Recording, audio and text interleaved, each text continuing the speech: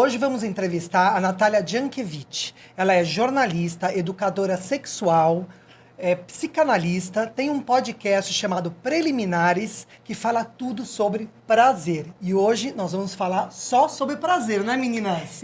Seja muito bem-vinda. Muito obrigada, Que delícia meninas. ter você aqui, viu? Você sabe que eu escolhi uma profissão que é sempre um prazer falar sobre, né? Com certeza, com certeza. Delícia. Seja muito Obrigada pelo bem-vinda, né? convite. Nós tiramos do teu, na verdade, do teu site, ou eu não me lembro se é do site ou do teu podcast. Mas diz o seguinte: tá lá no dicionário, preliminares significa algo prévio, introdutório, que antecede o ato principal. E aí segue com uma pergunta lá mesmo. O que preliminares quer dizer quando estamos entre quatro paredes? Eu vou complementar essa pergunta. Qual é a importância das preliminares e se elas realmente começam nas quatro paredes ou antes dela? Num olhar, num toque, num abraço? Eu gosto de pensar a preliminar, o início de uma preliminar, depois que termina uma relação sexual, começa a preliminar para a próxima. Porque, veja, se a gente entende que não são aqueles 5... Os homens costumam dizer que preliminares são aqueles 5 minutos antes e eles fazem esse gesto, né? Se você entende que, então, o sexo é apenas a introdução de um pênis em um orifício, você reduz a nossa sexualidade a algo muito mecânico.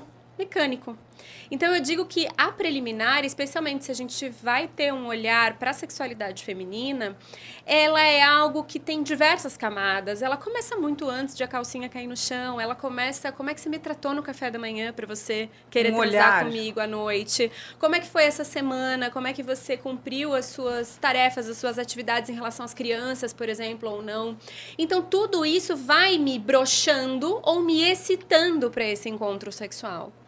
Tudo isso faz parte da preliminar. Como as mulheres, especialmente, têm uma criação, isso é uma coisa que não é dada do nascimento, mas da nossa criação mesmo. De que a mulher deve ter relações sexuais mais ligadas ao romance, a todo um repertório, uma narrativa, né? E muito para satisfazer o outro. As mulheres, elas tendem, quando você pergunta, por exemplo, num evento para as mulheres, por que você faz sexo? Qual é o objetivo de fazer sexo? Raramente a resposta é prazer. Jura? Raramente. Ninguém fala porque eu gosto? Não, raramente. A primeira resposta é por conexão, porque eu quero me sentir amada. Porque eu quero me sentir desejada. É sobre o olhar do outro, não é sobre o que ela quer. E quando você pergunta para os homens, por que você faz sexo? Eles respondem, é para aliviar. É um relaxamento, para aliviar. Ninguém responde pra por prazer? É que raro. triste. É Natália, muito raro. mas isso não muda depois da mulher 40 mais? Muda. Vai mudando, várias coisas vão mudando. A primeira coisa que é o seguinte, a gente costuma fazer sexo até os 40 anos, isso é pesquisa acadêmica, a gente costuma fazer sexo até os 40 anos para agradar o outro, para o olhar do outro. O que o outro quer? Ele quer que eu fique nessa posição, ele quer que eu gema desse jeito, ele quer que eu realize tal fantasia, ele, o outro, né? Você pergunta pra mulher, mas qual é a sua fantasia? Não, acho que eu não tenho. Nem sabe qual é. Nem tem. Nunca mergulhou nesse universo de autoconhecimento erótico. E aos 40 anos, né, tem um marco importante. As pesquisas vão mostrar que as mulheres passam a ter mais prazer na relação. E quando eu digo prazer aqui, eu quero deixar claro que é orgasmo. Porque 1/3 das mulheres no Brasil não tem orgasmo nas relações sexuais. Então, aos 40 anos, ela já foi se liberando de algumas inseguranças, desse sexo que é um sexo só para o outro. Muitas vezes, se teve filhos, as crianças já estão um pouco maiores, ela está menos sobrecarregada nesse sentido, um pouco mais ali confiante em relação ao trabalho, e aí ela vai se permitir esse olhar para si e para o seu prazer. E aí as mulheres começam a ter mais protagonismo sexual, mais orgasmo. E aí tem uma outra camada que vai chegar também, veja só como é uma certa rasteira fisiológica, que no momento em que eu tô mais autoconfiante, né, num outro sentido ali de centro da vida, chega a menopausa, que aí é uma outra conversa. É isso que eu ia falar, quer dizer, você alcança muitas coisas após os 40 anos, você fica mais segura e sabendo o que você quer pro sexo, mas ao mesmo tempo vem a contramão aí da falta de lubrificação, a gente vai ressecando. Como é que a gente equilibra isso? Isso você vai buscar realmente uma solução para isso com um médico e tal, para você poder aproveitar plenamente depois dos 40 essa vida sexual? Eu vou responder voltando para a primeira pergunta, que é assim, como é que a gente se prepara? Considerando as preliminares do corpo antes da menopausa. A menopausa não acontece assim. Não é um estalo que se acordou e está na menopausa, né?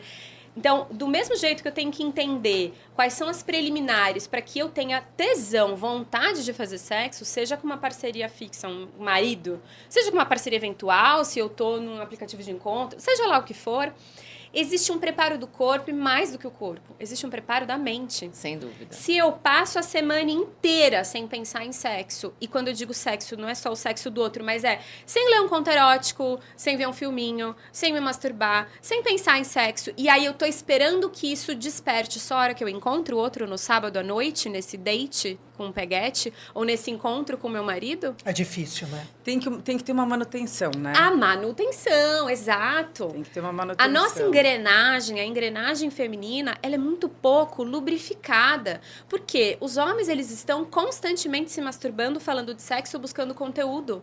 O cérebro deles quer disso. Mas é meio cultural, né? A mulher parece que não pode. Quem diz que não pode? Você estava falando que a mulher, ela começa, depois dos 40, né? Mais ou menos por aí, que ela começa a aprender a ter a liberdade dela sexual. E aí a gente, né, dá de encontro com a situação da menopausa. Não tá melhor, assim, não seria melhor a gente começar a trabalhar essa descoberta sexual bem antes dos 40, enquanto você está em plena atividade física? Sem dúvida. Sem dúvida. A grande questão é que a gente está diante de revoluções e de ondas, né, de empoderamento feminino que são muito recentes. Sim. Então, se você pensar que as minhas avós, eu tenho 38 anos, tá? As minhas avós, a sociedade em que elas viveram quando elas tinham 20 anos, eram de mulheres que deveriam casar, ter filhos e, assim, se você tiver um orgasmo, é sorte sua uma vez na vida. Na verdade, acho que nem se falava sobre isso. O sexo era para procriar e acabou. Elas obrigação me falavam, da mulher, né? Eu tenho uma avó falecida, que faleceu no ano passado, 87 anos, e ela falava, 82 anos, e é de 87 que tá viva. Ela falava assim, gente, era normal entre as minhas amigas fazer sexo de camisola no escuro. E o que era o sexo? E eu falava abertamente com as minhas avós sobre isso.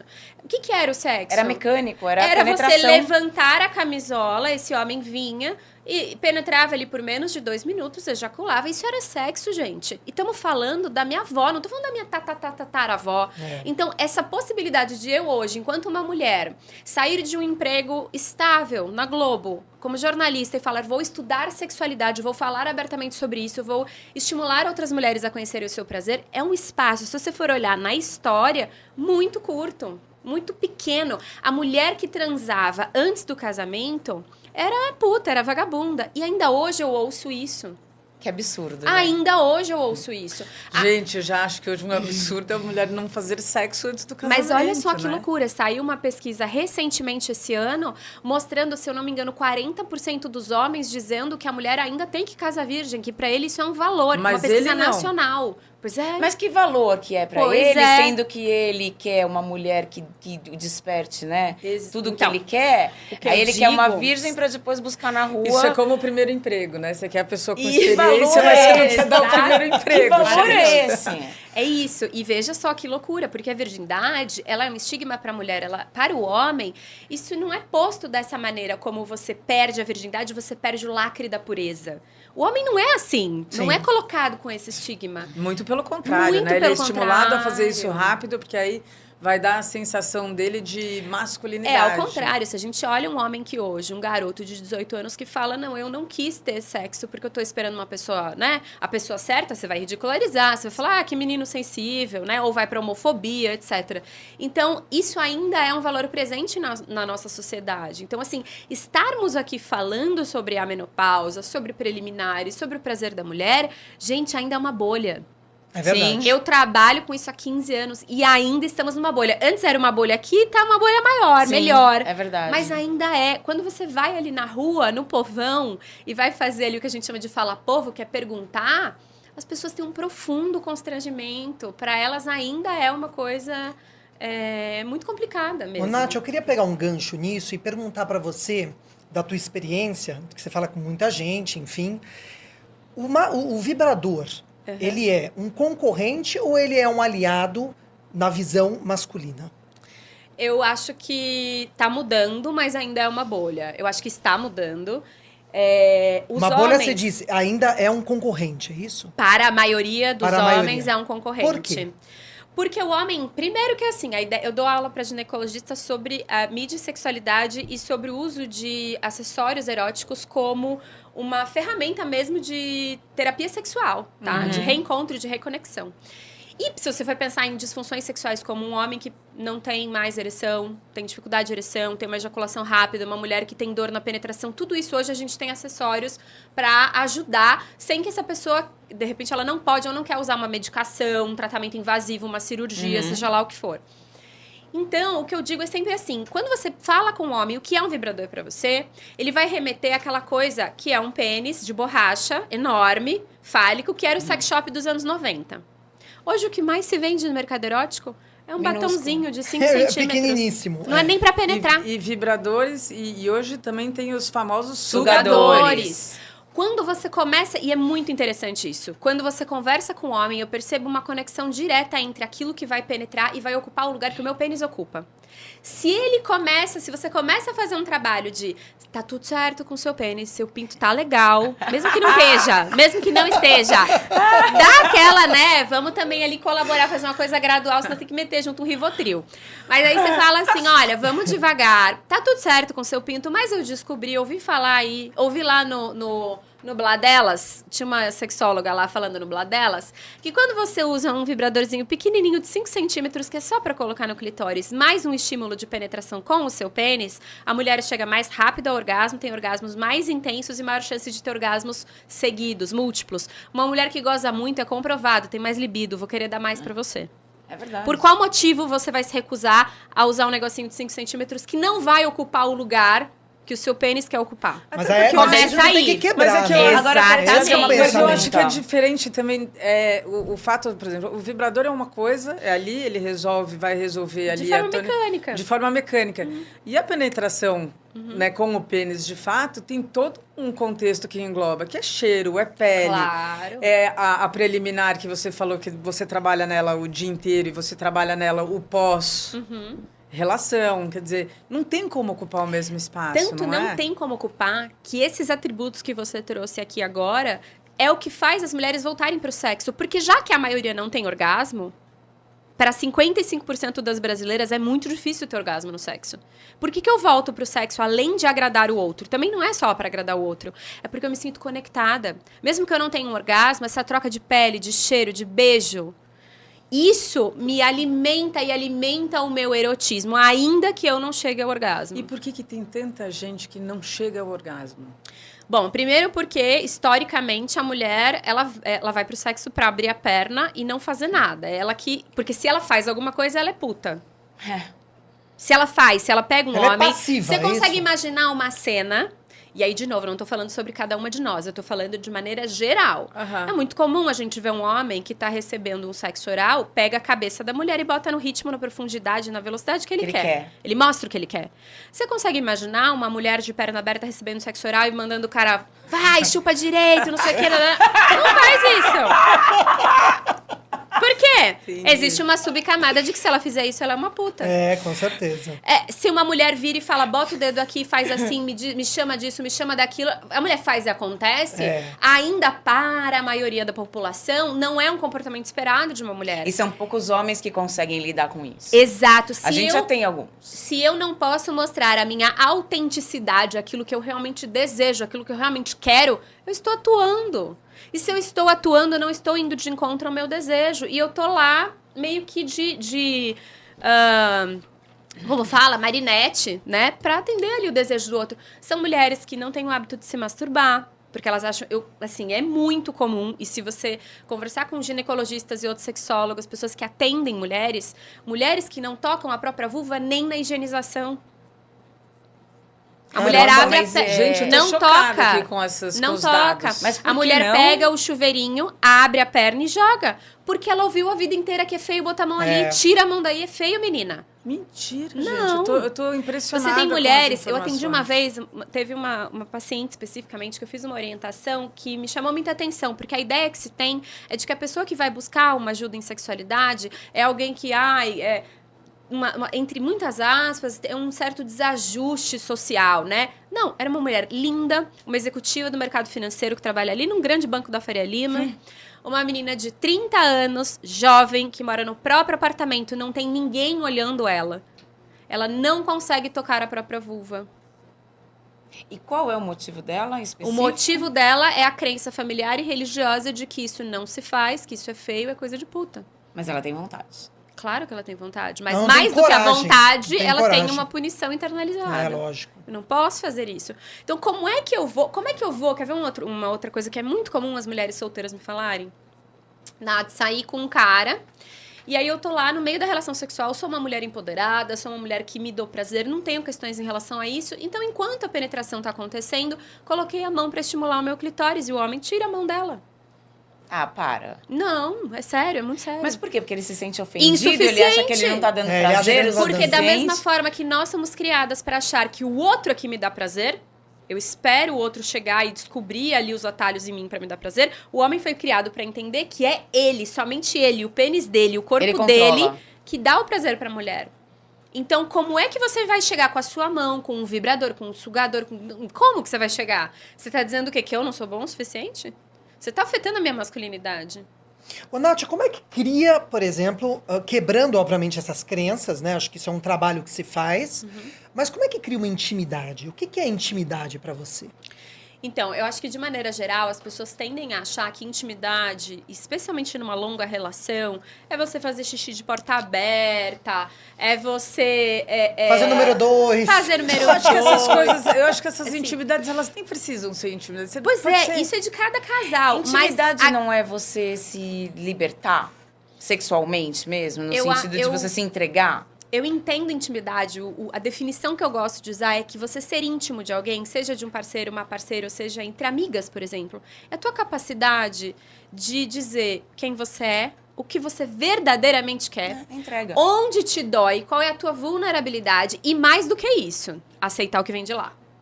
Porque, às vezes, a gente chega e fala a verdade, e conta o que a gente quer, ou conta uma dor, ou conta assim, olha, fulano, eu preciso te falar a verdade. Não tô feliz, fingi a vida inteira, a gente tem 30 anos de casado, sem fingir, tá? Ok, você tá colocando a vulnerabilidade. Aí o outro vai e traz a vulnerabilidade dele e fala assim, nossa, difícil ouvir isso de você, viu? Mas eu também quero te contar uma coisa.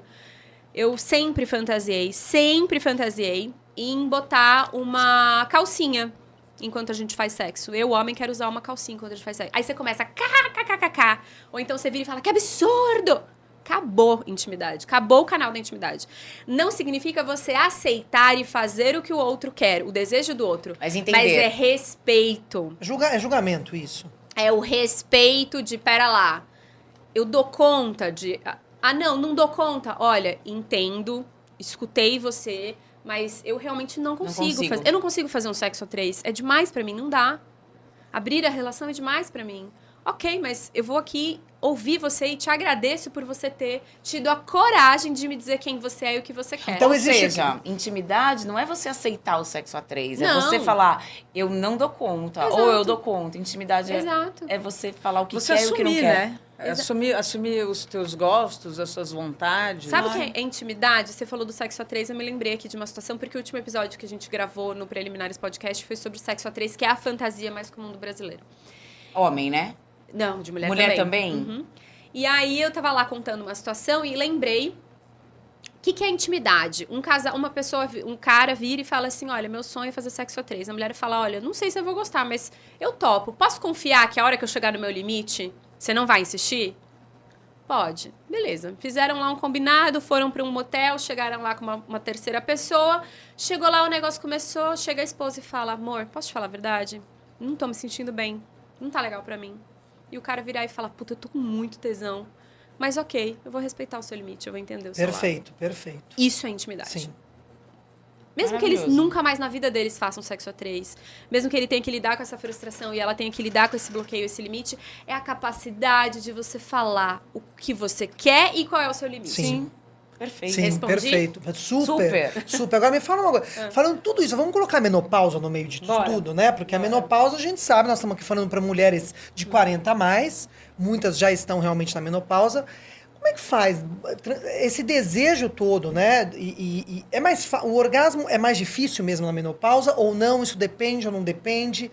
E como é que faz para manter um relacionamento, por exemplo, as pessoas que estão na menopausa muitas vezes já estão num relacionamento um pouco mais longo, já de anos. Como é que faz para manter tudo isso, gente? É uma matemática meio difícil, não é? E eu quero complementar. Complemente. Não é... Ela falou tudo isso, essa pergunta, e eu quero complementar falando o seguinte. Não é um bicho de 7 cabeças, não é um bicho-papão que se cria em torno da tal da menopausa. Só isso. É tudo isso mesmo? Quem diz que na menopausa a gente para? É um bicho de 7 cabeças, porque, de novo, vamos olhar para a história, né? Qual que era a expectativa de vida das minhas bisavós? Era de 60 anos. Então, se você entra... anos hoje não é nada. Então, se eu chego na menopausa, né? Se naquela época a pessoa chegasse na menopausa aos 50 e ela tem mais 10 anos de vida, e lembrem-se que era uma vida de uma mulher que não é a vida da mulher hoje no mercado de trabalho, ativa, começando um novo hobby, uma nova atividade física. Não, gente. Era outra coisa. Era vovó. E daquela vovozinha... E exposta a desejos também. Porque Exatamente. você também vê outras pessoas, você... Exatamente. Então, assim... isso é um senso comum que é um inconsciente coletivo que está impregnado. O que é menopausa? Ainda para nós é essa referência. É essa geração de mulheres que está mudando o referencial de menopausa. Nós agora estamos mudando para que a minha filha, que tem 5 anos, quando ela chegar na menopausa, se Deus quiser, ela vai chegar, porque estar na menopausa é estar viva. Sim. Qual seria o outro caminho? Morrer? Então, para que ela tenha outros referenciais. Então, essa é a primeira coisa. Por que é um bicho de 7 cabeças? Porque, historicamente, a gente não foi se atualizando e porque a mulher nunca foi vista a sexualidade dela de maneira geral. Se é uma sexualidade... A menopausa ela é o fim da fase reprodutiva. Sim. Só que se eu tenho um histórico de que mulher servia para fazer filho e cuidar da casa e dos netos e dos filhos, a hora que ela deixa de ser reprodutiva, ela perde valor. Sim. Quando eu passo a atualizar esse conceito e digo, legal, tô na menopausa, ainda tem um monte de projeto, viagem, relacionamento, um monte de coisa que eu quero fazer, pronto, você vai mudando isso. É engraçado que eu já tenho um olhar de que a menopausa, você falou, a menopausa é o fim da fase reprodutiva. Mas não da sexual. E na minha visão é melhor ainda. Porque então agora, acabou a fase reprodutiva, agora eu tô livre pra minha sexualidade. De TPM, de cólica, por isso que eu te perguntei, por que tanta gente, eu acho um exagero, né, a coisa da menopausa. Então, aí é muito interessante. Aí olha só como a gente também bota a menopausa considerando todo mundo no mesmo caldeirão, né? Então, todo mundo, quem tá na menopausa vai ter a mesma vivência. Tá ressecada. A mesma experiência. Tá a gente recebeu um depoimento de uma mulher que tá na perimenopausa, né? Antes da menopausa, nesse processo, caminhando já com o início de sintomas e tal. E ela falou, olha, na verdade, assim, eu tô com uma questão de ressecamento. Mas libido não tem nenhum problema. Por quê? Porque ela está divorciada e tá pegando geral. Então, o problema é a menopausa. É a situação que você vive? Exato. E a grande questão é isso. Será que você tá botando na conta da menopausa uma questão de libido que já não vem bem há uns 20 anos? 15 anos? Será? Acho. E o ressecamento aumenta essa camada, sem dúvida, e aí é uma questão fisiológica? Então, vamos lá. O que a menopausa ela vai representar? A primeira coisa que a gente precisa entender é que a menstruação, a gente acorda, tem lá uma primeira menstruação, você tem uma garantia, uma certeza. Opa, a menina ficou menstruada. Isso dá uma certa... Embora você tenha uma série de desconhecimentos quando você fica menstruada a primeira vez, você tem uma certeza de que está menstruada. E a menopausa, que é uma avaliação clínica, que você não vai ter lá um exame que vai te dizer que dia... Você vai ter a data da sua última menstruação, dali a 1 ano você será considerada na menopausa. É verdade. Só que os teus sintomas, eles podem ali transitar 2 anos antes dessa data, entende? Sim. E você não vai ter uma coisa clínica absoluta. Então, como é pra gente lidar com essa subjetividade, com essa incerteza, com essa insegurança? Como é pra gente entender que, eu tava ouvindo um podcast, a Carolina Ferraz, por exemplo, não teve um sintoma de menopausa. Não teve um. Nada, não teve um fogacho, não teve um ressecamento, não teve... Nada. Mas isso se dá, por acaso, se dá ao fato de repente, ela ter começado a cuidar dos sintomas que ela teria antes? é um dos fatores, mas não necessariamente. Você vai ter ali um caldo que é a pessoa que se preparou para esse movimento, para esse momento, né? Seja cuidando da alimentação, cuidando da musculatura, cuidando do sono. Da cabeça da também, cabeça, né? Enfim, da pele. Tem uma série de questões. Mas você também vai ter um fator ali que é um fator genético. Sim. Você vai ter pessoas que vão entrar na menopausa com 43 anos e tem pessoas que vão entrar com 55. Então, né, assim, o que é importante? É ter esse olhar e esse acompanhamento ginecológico, mas o que eu ouço das ginecologistas é assim, a pessoa com 40 anos chega no consultório e fala, vamos fazer exame, doutora, eu quero saber quando é que eu vou entrar na menopausa. Não existe isso, né? E para algumas pessoas, você vai ter 30 fogachos, ondas de calor no meio da madrugada, vai acordar ali ensopado, isso vai ser insuportável, e para outras pessoas vai ser uma vez por dia e não tem essa intensidade. Para algumas pessoas, você vai ter um ressecamento muito intenso, e para outras, você passando ali só um lubrificantezinho na hora, resolve. Outras vão ter que usar um hidratante intravaginal. Então aí entra o autoconhecimento do próprio corpo. Essa é a grande diferença, né? A grande preliminar para você ter prazer, para ter tesão, para você ter uma menopausa que tem ali sintomas minimizados, o que é essa preliminar? Sempre vai ser o autoconhecimento. É observar o seu corpo, observar o seu ciclo menstrual, observar como é que tá a tua mudança de humor. E aceitar, né? Se você acabou de dizer pra gente que a maioria das mulheres nem se toca, exato, como é que ela vai conseguir aceitar o que ela sente na menopausa? A primeira coisa que ela tem que fazer, ela assim, parar, né? Tipo, vamos lá, vamos sentar, vamos reorganizar, se olhar no espelho e falar assim, agora eu vou entender quem sou eu, qual é o desenho do meu corpo, qual que é o mapa do caminho da felicidade aqui. Se ela não souber fazer com ela, não tem como é que ela vai dizer para um cara, eu gosto disso, eu gosto daquilo. Não tem como falar. E isso é muito legal que você falou, esse reconhecimento do meu mapa erótico do meu corpo. Sim. Porque as minhas amigas na menopausa falam assim, amigas que são inclusive profissionais da sexualidade, falam, Nath, antes eu gostava de uma coisa e agora não tenho mais o menor tesão por isso. Agora eu tenho um tesão, sei lá, no meu cotovelo. Agora eu tenho... Mudou a minha sensorialidade, não sei se é isso, mas a sensibilidade, o meu sensorial mudou. Então é essa redescoberta. E eu gosto muito dessa perspectiva, não só na menopausa, mas eu consigo me conectar um tiquinho com esses efeitos da menopausa no meu puerpério e durante a amamentação da minha filha. Por quê? A minha vulva perdeu irrigação de sangue, se não tem irrigação de sangue, ela vai parecer mais atrofiada, a pele tá mais fina, a mucosa tá mais fina, então eu não tenho essa lubrificação que eu tinha antes. Eu vou demorar para engajar, a hora que começa o beijo, o sexo, se antes eu engajava assim, nossa, o negócio parece que não vai, e aí nesses momentos um vibrador ajuda demais, te ajuda a acelerar esse processo para você não desistir e falar, não, isso aqui vai demorar muito, eu não vou nem fazer. Não quero mais, tô cansada. Sem paciência. Ajuda demais. A questão da lubrificação, porque se você faz sem lubrificação, parece ter uma faca entrando em você. É horrível. É horroroso. É verdade. Né? Como é que eu mudei a sensibilidade do meu corpo? Pra mim, os seios eram áreas extremamente erógenas. Eu tinha um super prazer, eu e meu parceiro. Quando eu tava amamentando, eu não conseguia botar pro jogo. Porque eu tô cheirando a leite, minha filha acabou de mamar aqui. Era estranho. Então, eu entendo que é mais uma fase da vida em que a gente tem uma possibilidade de se redescobrir, de se reeditar e dizer pra gente mesmo e pra nossa parceria quem é essa nova pessoa? O que essa nova pessoa quer? E por que eu acho que é uma crise de vida que tem tanto tabu social? Porque o que as pessoas entendem? Que você envelheceu. Acabou pra você, acabou o jogo, não é mais ou menos isso? Deixa eu te perguntar uma coisa. A gente está falando da menopausa, estamos falando da mulher. E o homem? Ele tem a andropausa, não é isso?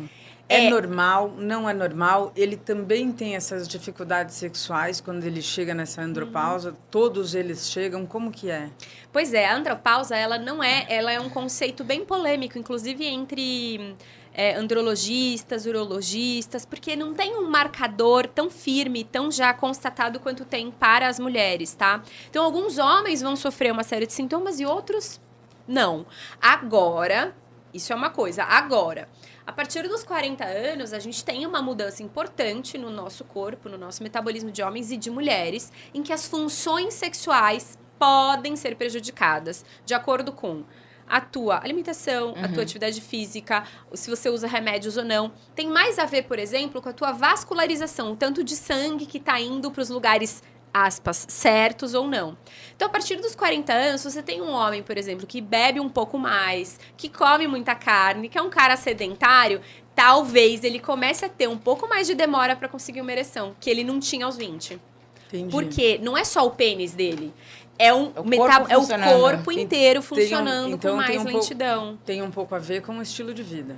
Não, tem super a ver com o estilo de vida. Super a ver com o estilo de vida. Eu queria fazer duas perguntas que talvez você consiga... Uma é, você falou do autoconhecimento, que a gente muda a parte sensível do nosso corpo.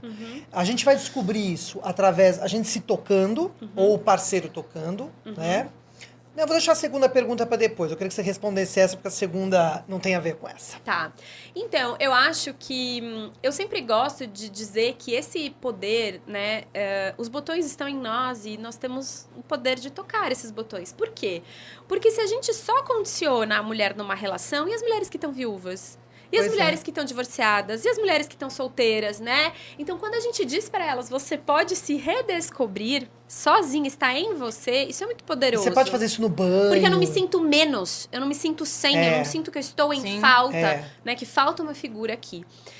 Até porque você pode estar num casamento, num relacionamento longo, profundamente sozinha. Profundamente isolada, sem nenhuma conexão. Inclusive muito. Profundamente isolada, sem conexão, dormindo em quartos separados e por aí vai. Não que dormir... Porque tem gente também que dorme em quartos separados como uma estratégia para transar loucamente, porque o ronco de um atrapalha o outro e é broxante pro outro. Mas você tem pessoas que vão dormir em quartos separados para ter vidas separadas dentro do mesmo teto, né? Então, enfim... Conhecemos bastante. Sem nenhum julgamento, mas isso existe.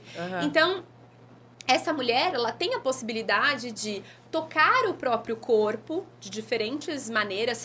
Eu gosto muito de trazer esse aspecto do banho, porque é algo que é mais naturalizado, né? Eu tocar o meu corpo durante o banho, eu tô só me limpando.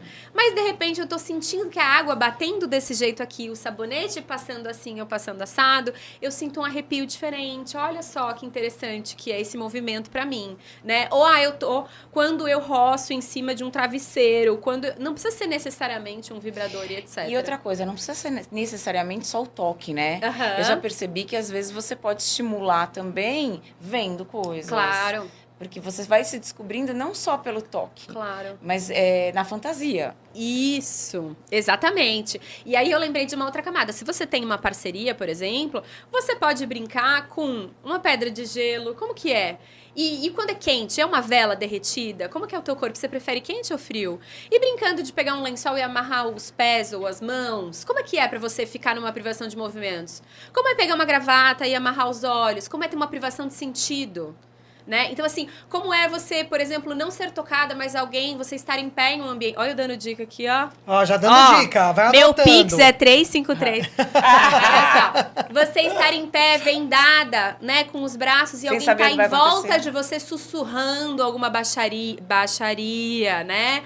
Como que é? Você se sente com medo ou você se sente excitada com esse não saber? Gente, tudo isso é uma ferramenta muito poderosa de autoconhecimento. E tá dentro da intimidade, né? Exato. Mas qual é o percentual de gente que se dá o direito de fazer isso? Muito pouco. Entendeu? Baixo, né? Porque isso falando. Na cultura que a gente está falando, uma mulher que vai se permitir isso acontecer né? Agora eu vou trazer para a psicanálise, um pouco mais a fundo. Se eu não consigo dizer na cama o que eu quero, como é que você consegue dizer não no seu trabalho? Não fala. Não para a sua mãe que tá te pedindo alguma coisa. Não para o seu filho. Como é que é para você estabelecer limites ou dizer da tua vontade? Não consegue.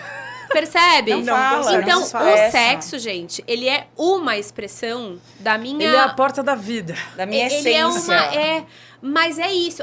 Quer dizer uma outra coisa, né? Às vezes as pessoas vêm, por exemplo, falando, eu não tenho orgasmo porque o outro não me dá orgasmo. E aí, quando você vai investigar um pouco melhor essa pessoa, você percebe que é uma pessoa extremamente controladora. Orgasmo é blackout, é entrega total. Mas o orgasmo, ele tem que ser dado pra você por outra pessoa ou é você que se dá o orgasmo? Tem essa primeira camada de se dar o orgasmo e a segunda camada que é... Você pergunta pra pessoa, ela fica num estádio de estresse, de latência. Sabe quando você tá pulsando, você vai chegar lá, a pessoa não solta, ela não se entrega. na presença do outro. Ela consegue sozinha. Mas como ela é muito controladora e ela tem medo de ser censurada, o que o outro vai pensar? Ou quão vulnerável eu vou ficar de ter um orgasmo aqui? Porque eu não sei se eu vou chorar, porque eu não sei se vai ser um líquido da minha vulva, que vergonha que eu vou ter. Eu não sei o que eu vou sentir, se meu corpo vai ter uma cãibra. Eu preciso estar no controle do meu corpo. Pois bem, você não vai gozar. Mas essa é a hora que você tem que sair do controle. Exatamente. Só simplesmente sentir. Então, é no sexo que você vai ter... Por que eu fui estudar a psicanálise? Porque eu fui entendendo que o que acontecia no sexo era só um sintoma de algo muito mais profundo na vida da pessoa. Se ela não se masturba, é porque ela tá lá. E essa pessoa diz pra mim com todas as letras, eu tô ouvindo a minha mãe dizer que é pecado. Eu não posso fazer isso, é pecado. E a pessoa tem 30 e poucos anos, é dona de si, dona da sua casa, mas não tá liberta desse movimento. Que louco, né? Não consegue se libertar de uma coisa que ficou lá. Ô, Nath, o que é um sexo extraordinário? Ai, pra mim, é muito engraçado. A gente quer a receita. Então, acho que não tem receita. Ela começou pra mim. Sim, mas e daí? Mas a gente quer saber o dela, que é uma pessoa pra mim, um sexo é muito engraçado, porque geralmente as pessoas não convivem com sexólogas clínicas educativas. Então, eu chego num lugar, as pessoas olham pra mim achando que eu faço tripla penetração, anal giratório, sabe? Carteirinha em clube de swing. Anal giratório. E eu falo, meu amor, Anal que preguiça. Não, eu tenho hérnia de disco, não faço as coisas não, tenho muita preguiça. Então, eu gosto de naturalizar o sexo do dia a dia. Porque é claro que é muito legal fazer uma cena sensorial, botar uma roupa, um look, uma lingerie, mas não é isso que sustenta uma intimidade. Isso é uma festa, né? Isso é uma festa. Tipo, você não vai na festa todo dia. Exatamente. Eu gosto da ideia. Eu vou contar pra vocês um sexo do dia a dia, né? Que mais... Eu agora tô com uma obra no apartamento, gente, eu não tô transando. Eu tô lá só preocupada com o pedreiro. E nem é no bom sentido, tá? Nem é fantasiando com ele. Eu só tô pistola, aí meu marido. Mas olha só, o que acontece normalmente? Então, eu tô cansada, eu tô exausta, eu tive um dia, né, assim, cansativo, tô com uma sobrecarga mental ali, tô mexendo no meu celular, deitadinha, meu marido tá mexendo no celular, até que, de repente, eu vejo um movimento periférico acontecer aqui, ó. Tô vendo que apagou o abajur, desligou o celular dele, falei, ih, vai chegar, tá vindo. Aí eu ainda fico, ai, não, que preguiça, amanhã eu tenho que acordar cedo, mas tá vindo. Aí ele chega pra mim e, ao invés de me cobrar sexo, ele me convence. E ele fala assim, amor, quer uma massagem? E aí eu falo, sem garantias? Ele fala, sem garantias, só uma massagem. Quero. Tá bom. Aí ele vai lá, pega um óleo, começa a me massagear. Como é que foi seu dia? Nossa, sua pele tá tão cheirosa, o que você fez hoje? E aí começa a conversinha. Meu amor, é a hora que ele chegou aqui já na minha área de disco, eu já tô dando, entendeu?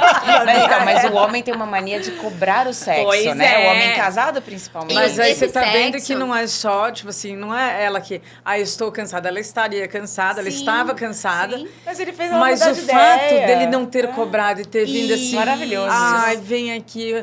Ela deu que nem percebeu. Exatamente, é isso a questão. Ou então, quando é minha a iniciativa, de eu virar e falar, vou botar minha filha nossa filha pra dormir, era meu dia de botar a filha pra dormir. Botei ela pra dormir e falei pra ela, a hora que eu voltar, já pega uma velhinha, deixa ela no banheiro, vamos tomar um banho junto? Acabou, é a senha. Eu volto... E é diferente, nós não temos a obrigação, porque já teve vezes em que a gente botou a música alta, cantou e dançou embaixo do chuveiro e falou, vamos só dormir hoje? Vamos, e tá tudo certo. Bem. Mas é alimentar essa intimidade para que no dia seguinte ou dias depois esse sexo aconteça com vontade. Mas esse daí, o dançar, cantar e tudo mais... É uma maneira de sexo, né? Uma preliminar sem uma penetração. Exato. Mas é aquilo que você... Porque você sabe que você tem essa liberdade de poder brincar e fazer tudo e falar assim, não, mas eu... Quero ficar só aqui. Exatamente. Amanhã a gente... Isso é uma outra coisa que eu ia perguntar. Não é só sexo com penetração. Sexo não é só penetração. Né? E a gente tem uma brincadeira. Eu me lembrei agora de um negócio que você falou do cantar e dançar. E eu lembrei que às vezes eu falava assim pra ele, né? Quando a nossa filha era menor, eu falava, pô, liga lá o chuveiro, deixa bem quentinho, bota um vinho lá no banheiro, uma velhinha, tal, não sei o que. Ele, pô, beleza, né? A hora que eu voltava, tal, tomava banho, eu falava, ai, amor, hoje eu tô tão cansada, realmente eu vou precisar dormir. Ele fala, pô, vendeu o ingresso e vai cancelar o show, hein? Mas é uma piada nossa, entende? Vira uma brincadeira. Isso eu considero intimidade, né? É aquela coisa de assim, eu não tô fazendo por obrigação, é porque eu quero. As mulheres, gente, especialmente na menopausa, especialmente eu diria até que depois ali dos filhos, né? A gente vai passar a ter um desejo responsivo. Não é aquela coisa que a gente tinha aos 20 anos, de ai, tô aqui dirigindo, putz, me veio uma cena louca na cabeça, lubrifiquei, vou ligar pra ele, vou dar na garagem mesmo. Não é mais assim. Isso tem a ver com uma questão... mas pode ter. Pode ter, mas a gente deixa de ter tanta frequência de desejo espontâneo, tá? Fica que é esse desejo qualidade. bem linkado ali à testosterona dos 20 anos e mais linkado a essa testosterona dos homens. Então, o que é o desejo responsivo? Não é que eu não tenho mais vontade de fazer sexo. É que eu preciso que alguém aperte os botões em mim pra eu falar, opa! Sabe carro, quando o carro velho tá parado, você fala, ih, vou jogar fora essa porcaria, não serve pra mais nada. Aí alguém vai lá, vai, porra! Aí o carro pega que é uma tranco. Beleza? É isso. A gente precisa desse estímulo maior. E que muitas vezes pode ser dado por você mesmo. É isso que eu ia falar. Exato, exato. E eu acho importante, a gente fala, né, assim, clínica, orientação de sexo agendado, e as pessoas imaginam que é um sexo por obrigação. Não é. É um sexo que vai causar disponibilidade. Você não marca a manicure? Sim. Você não marca o teu curso de não sei o quê, a tua mentoria de não sei o quê. Você não marca o momento de estar aqui gravando? É um momento em que você vai estar focada. Você organizou a tua agenda, a tua disponibilidade para estar focada, tendo presença no que você está fazendo.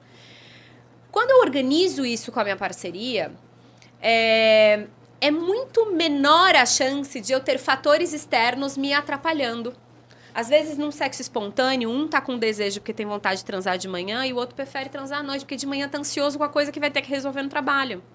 Então, por exemplo, pegando esse gancho, os casais que, por exemplo, marcam viagens para se curtir. Tá meio desconectado, não sei o quê, vamos marcar uma viagem para qualquer lugar. Né? Não precisa nem ser pro exterior, nada. Passar um final de semana. Isso é uma forma de aquecer ou precisa ter essa intimidade, ter toda uma historinha para funcionar uma viagem ou algum programa à noite diferente? Eu acho que a viagem, ela é um plus, mas a gente não pode usá-la como bengala, né? Porque é a construção do dia a dia que vai manter o desejo de ir para essa viagem, de marcar essa viagem, porque senão a gente começa na justificativa de que, não dá, tô trabalhando muito. Você vai começar a fugir da viagem, porque o que você tá fugindo de verdade é da conexão. Não da viagem. Porque a intimidade dá trabalho, não é fácil. A gente aprendeu nos filmes que intimidade é algo que acontece assim, Não. Eu digo que paixão é isso aí. Sim. Isso aí é paixão. Isso aí é pepeca pulsando, isso aí é coraçãozinho no olho. Isso aí é paixão. Amor é outra coisa. Amor é esforço. Amor é vontade. E dá pra ter o amor junto com a paixão. Dá pra ter. Dá pra ter. Dá. Claro Dá pra continuar por exemplo, eu digo que amando seu marido. Dá, mas assim, o que acontece? A paixão e o amor vão requerer da gente coisas que são muito distintas. Então, por exemplo, quando você está apaixonado pelo mistério, pela imprevisibilidade, por não saber se ele vai te ligar, se ele gostou do boquete ou não gostou do boquete. É o imprevisível, você não sabe. Não tem a rotina. E não tem a rotina, eu vou para o encontro do outro, etc, etc.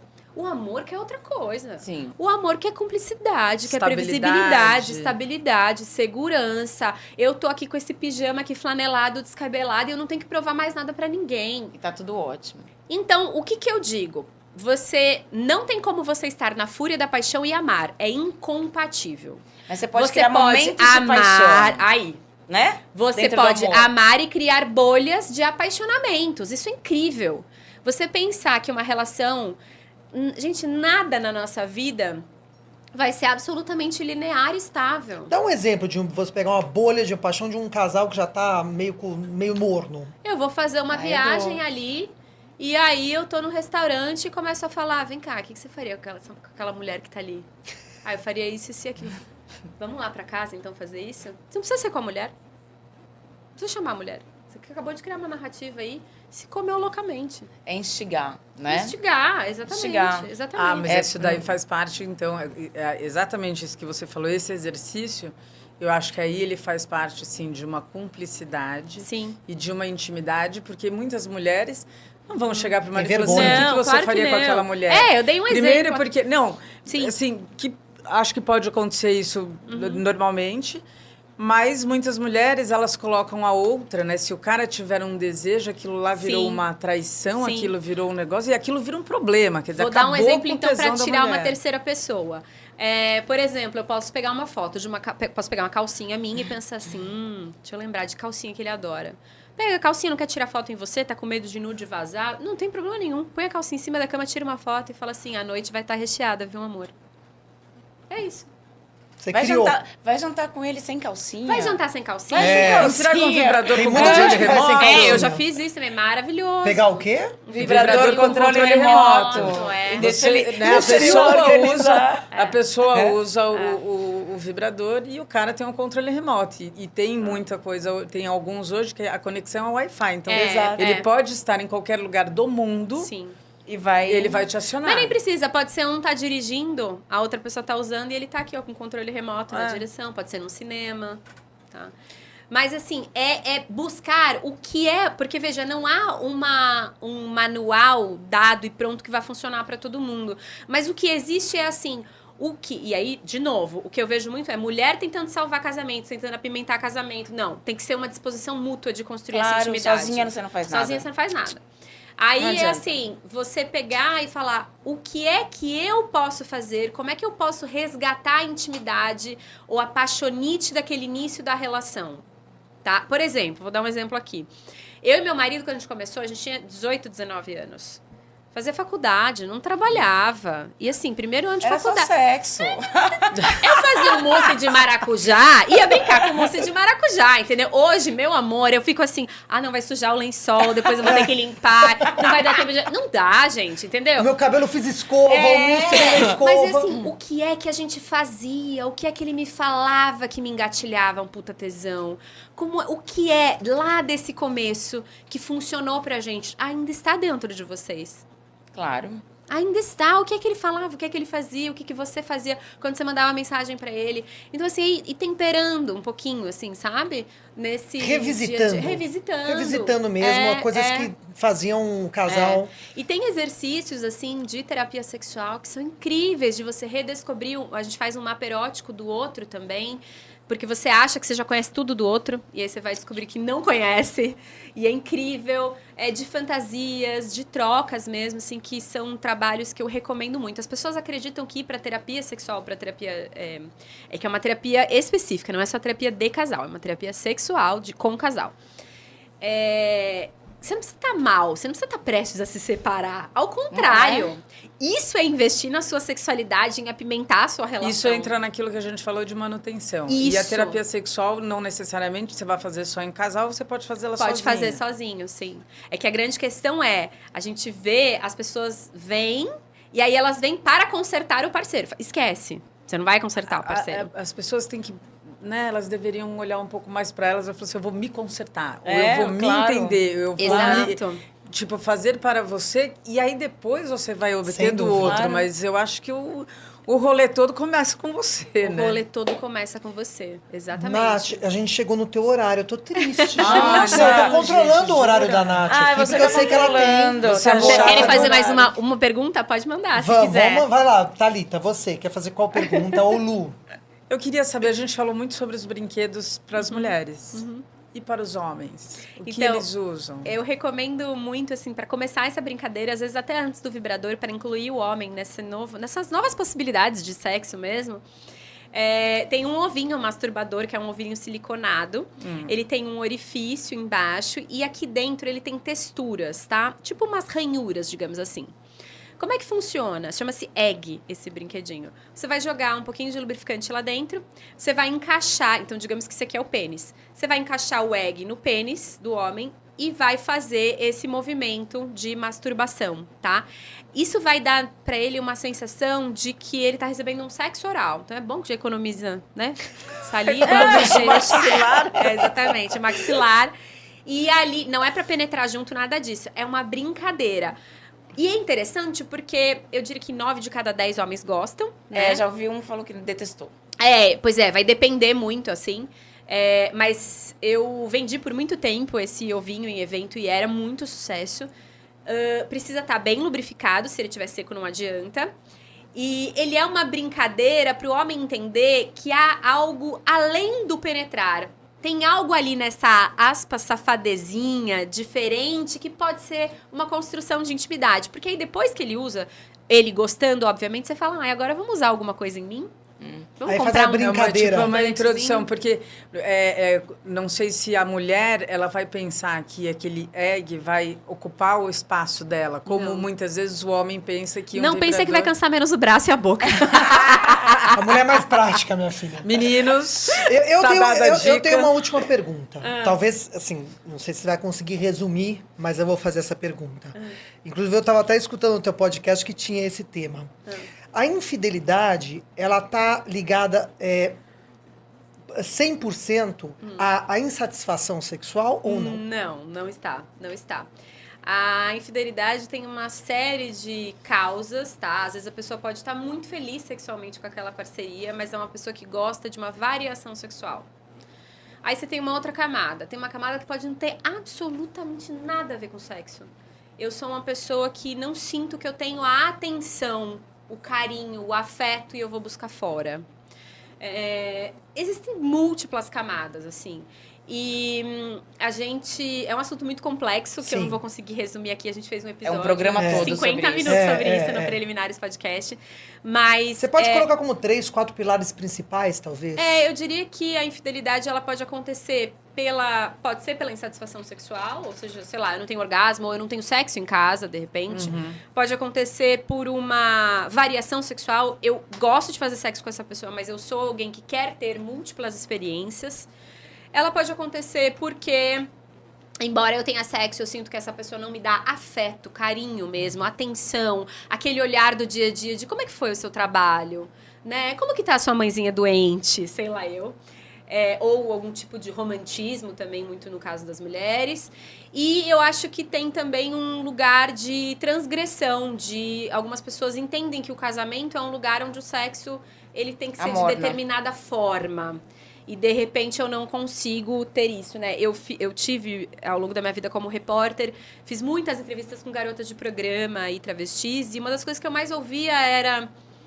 eu atendo homens, por exemplo, heterossexuais, que são casados, mas que jamais explorariam qualquer estímulo anal que eles aqui não têm vergonha de pedir pra mim, pra eu fazer neles, né?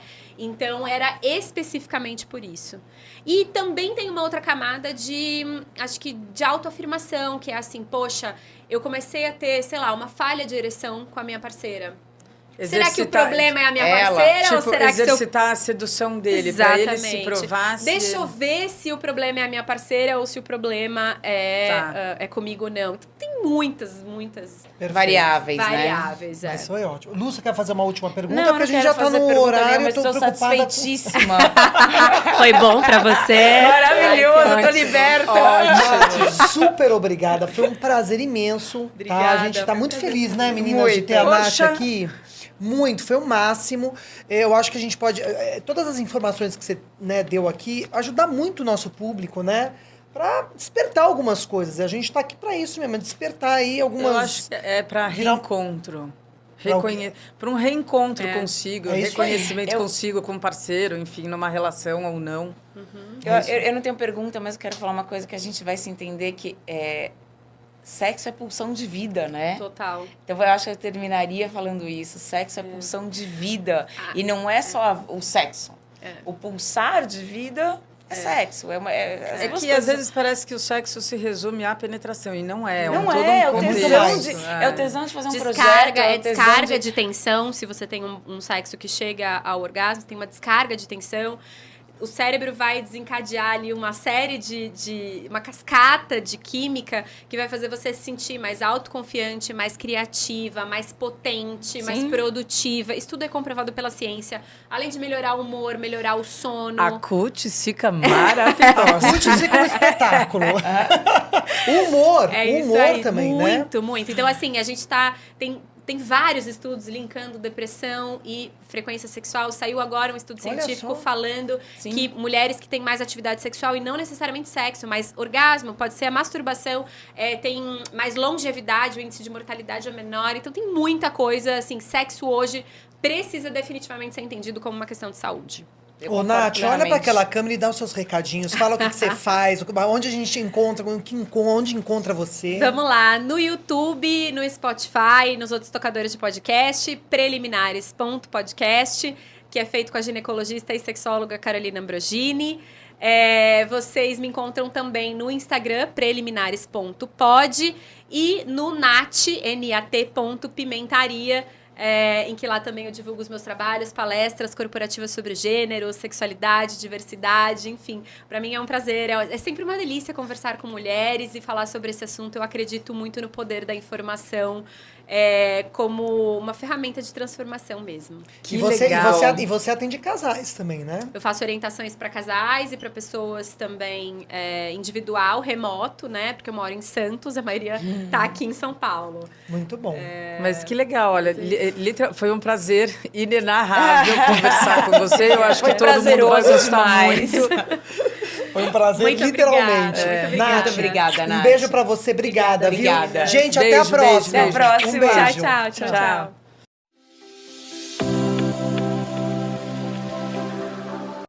Esse podcast foi produzido por Gramofone Podcast.